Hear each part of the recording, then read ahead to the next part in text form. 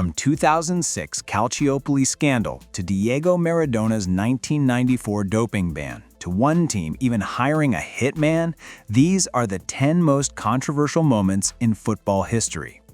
We're back with part 2, the moments that pushed boundaries, ended lives, and forced FIFA to overhaul everything from tech to ethics. If you missed part 1, smash pause and catch up right now, because these final stories build on the chaos and go straight into the abyss. Let's dive in. What if one over-the-top fake injury not only fools the ref, but gets your opponent sent off on the world's biggest stage? Number 10. Rivaldo's Oscar-worthy flop in the 2002 World Cup group stage versus Turkey. Brazil versus Turkey. Late in the game, corner kick. Hakan Ünsal boots the ball away in frustration. It clips Rivaldo's thigh. But Rivaldo? He grabs his face, collapses, rolls around like he's been sniped from the stands. The ref buys it. Red card for Ünsal.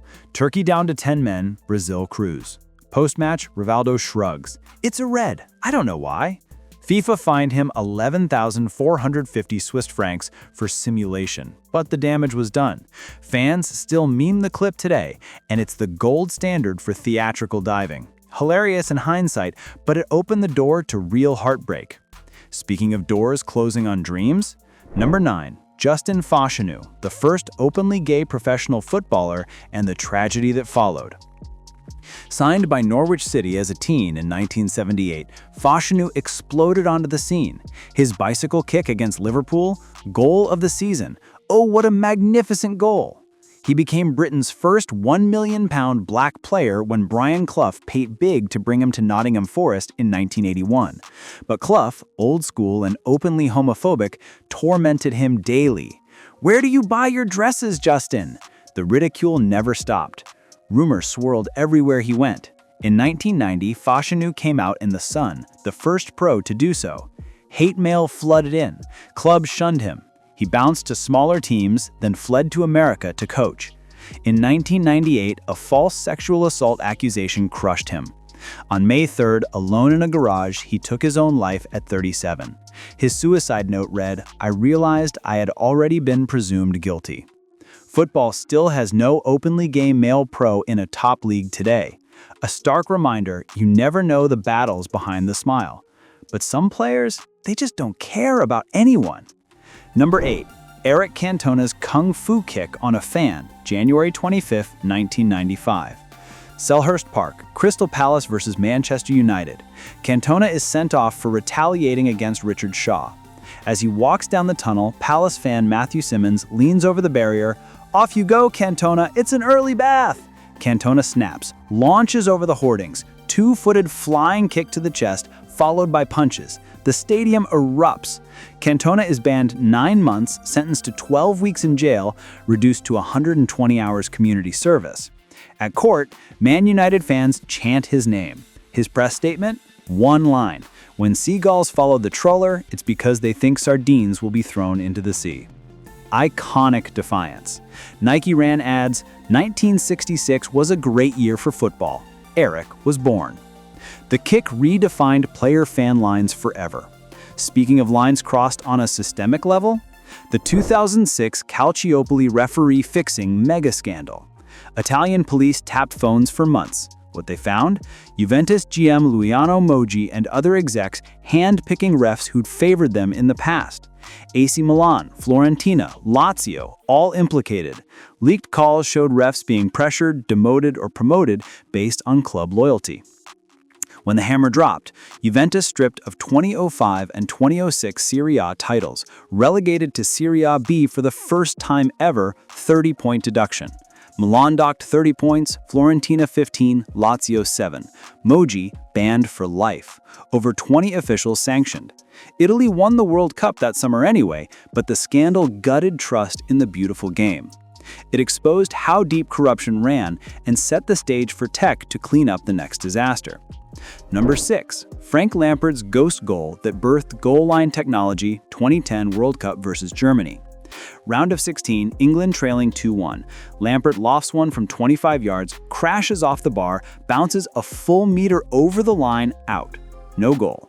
Replays show it clearly crossed. Surely it's over. That's stupid, Lampert fumes.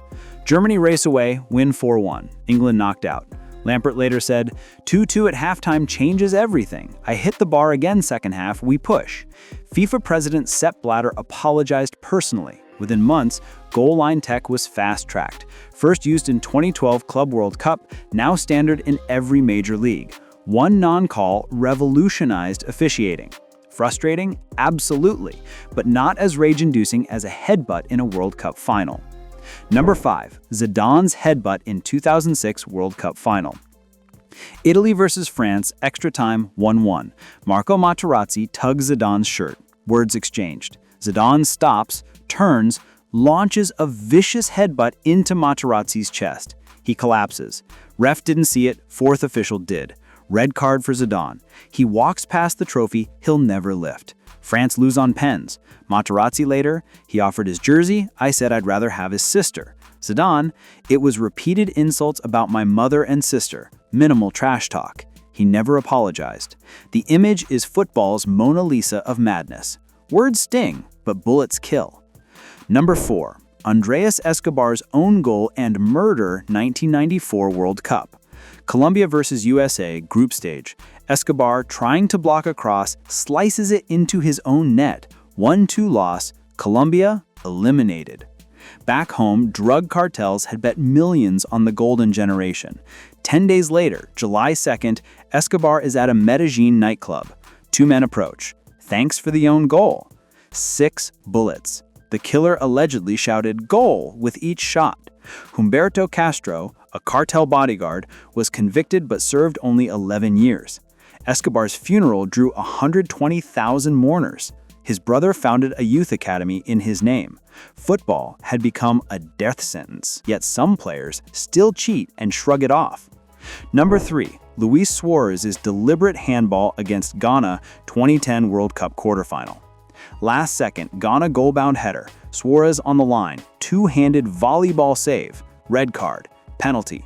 Asamoah Gyan skies it over the bar. Uruguay went on pens. Suarez celebrates like he scored the winner. Post-match, the Ghana player missed the penalty, not me.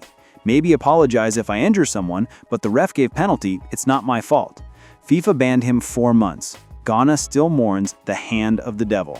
Low? Absolutely. But legends fall even harder when the mask slips. And our number 1, the Hitman Cartel connection, football's darkest underworld.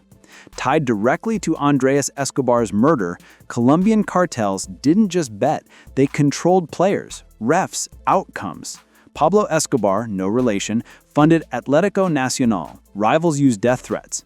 In 1989, ref Álvaro Ortega was shot dead after disallowing a goal. Teams hired hitmen to intimidate opponents. FIFA turned a blind eye until bodies piled up. Only after 1994 tragedy did global pressure force reforms. Football isn't just a game. It's big money, and big money kills. That's all 10. From Oscar flops to actual funerals. These moments scarred the sport and changed it forever. Which one still keeps you up at night? Drop it in the comments, smash subscribe for more raw football history, hit the bell, and share this if you believe the beautiful game can be brutally ugly. Thanks for watching. See you in the next one. Peace.